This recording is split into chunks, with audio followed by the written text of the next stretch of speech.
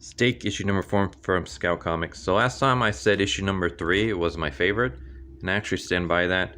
Issue number 4 is going to be my least favorite, and this is because I feel like this is almost like a throwaway issue. Not really much happens. You get maybe a little bit of character development, a little bit, I mean, not even much world building. Like maybe just a tiny bit, but this one did a better job of that. This one covered everything. This one had character development, world building, action. This one's just a bunch of talky, really. So we start off with this image, and this image is very important because it turns out that this guy is actually an NSA member. He works for the NSA, and Angel now has blackmail material on him.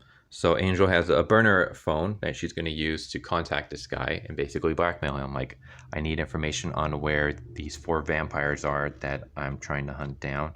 And these 4 right here. And if you tell me where they're at, then I won't release your compromising photos. And yeah, other than that, we get her, like, you know, hanging out with her sister. Then Jessamy shows up and tells her about this new crime scene where it turns out that these victims were like brutally murdered. It was like personal. But before we can get really too much into that, she gets sent back to class where some kids try to befriend her. But then Angel receives a call, and it turns out that the call is from Tora Hyman, who's from issue number 3. And Tora basically has Angel dress up so that she can go and have a good time and just kind of forget about everything for a while, and just that's pretty much it.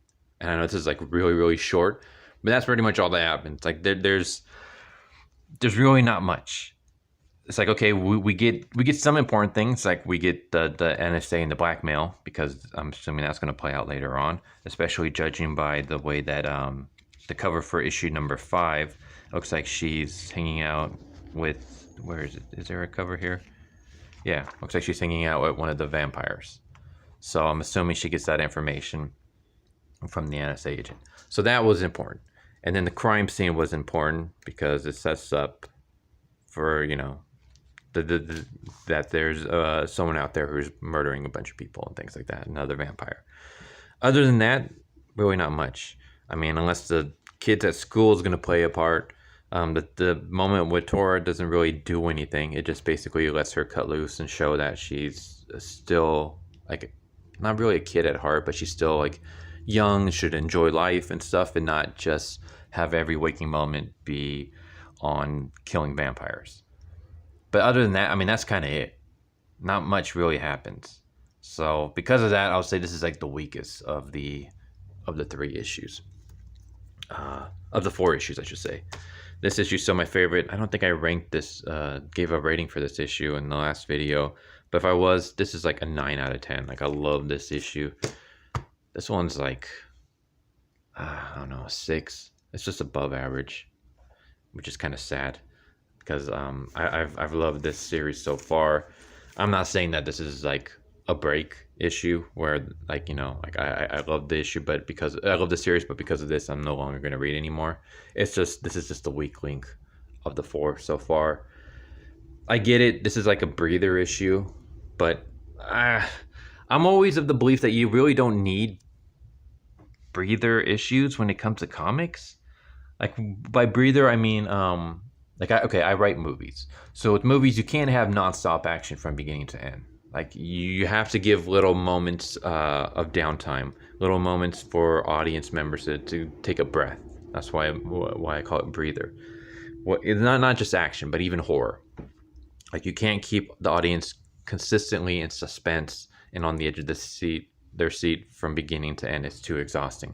You got to build it up, and then you hit a payoff, and then you build it up again. But you have to give like little breathers in between each.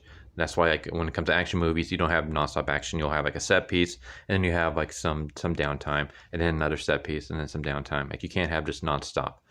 But I figure with comics, you almost kind of could, just because comics, like, they're not coming out consistently, or you're not binge reading comics usually. You're waiting like at least a month before you get your next issue. Sometimes 2 weeks at the earliest. And yeah, I feel like, I mean, it doesn't have to be consistently action, but I feel like you can have more. Like this, if you don't want to do action, then have more of the crime scene, have more of the mystery detective elements in this.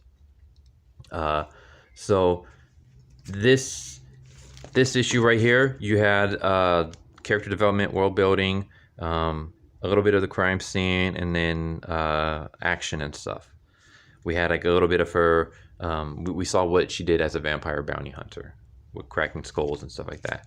We could have seen a little bit more of what she's like as a vampire bounty hunter in this one, only without the action. Like you can have her. You can have most of the issue being like a detective murder mystery where they're investigating the crime scene, what's going on. Let's put some puzzle pieces together. Instead, you only get like a page or two of that, and then we're immediately jumping to her being at school for a page, and then jumping to her going to a bar where she's hanging out with other vampires for a couple of pages and having fun. And it's just like that's kind of it. There's really not much else there. So I would have liked a little bit more. Maybe have the whole blackmail thing play up a bit more. I don't know. Maybe the person who's trying to blackmail her is like trying to gather clues on who's trying to blackmail him, and maybe he's trying to set her up or something. Just a little bit more something again, not action, but like again a murder mystery, or just like tension between her and the person she's trying to blackmail, or just something. But it's really not. This feels like a throwaway issue. It feels like a filler. It feels like, other than a couple of important plot points, you could basically forget this issue altogether and just immediately jump into issue number 5. Yeah, it feels like it just, like, I would say that the issues were, the series looks like it's going up, and then it just kind of stagnate. And now I'm hoping that with issue number 5 it goes back up again. But this was the weak link of the series so far, and that's really sad because the series has been great up until here. Again, this isn't like a terrible issue or anything like that. It's a forgettable issue. It feels like a filler issue.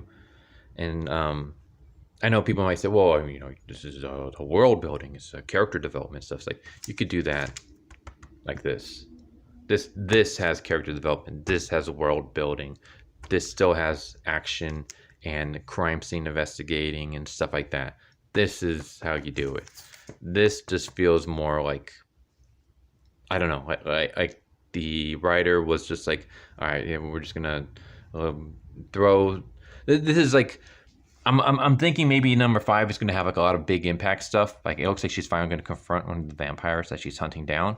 So it feels like we're gonna get like a really great issue, and then and then a really great issue. So it feels like this was just kind of shoehorned in there. This is basically the Captain Marvel of comics, in the sense that, like, you have what was it, Infinity War, and then you had Endgame, and then you had Captain Marvel just kind of thrown in there and forgettable. That's what this feels like. It feels like the forgettable issue that was just kind of thrown in between 2 hopefully good issues. I'm just kind of rambling now, but yeah, I didn't really care for this one. This one was me. But other than that, it's been a great series so far, and I do have faith in the writer to turn things around. I'm assuming that it's going to really kick off in issue number 5. I'm hoping, fingers crossed. But yeah, hope you guys enjoy the video. If you guys got any recommendations for comics, manga, let me know. And I hope you have a good one. Later. So what'd you guys think of that video? I hope you guys enjoyed. If you guys haven't already, please subscribe, hit that bell for a notification, leave a like if you enjoyed the video. And if you didn't enjoy the video, thank you for watching it this far, and I hope the next video is more to your liking. Feel free to check out the playlist that you guys see, and I hope to see you guys next time. Later.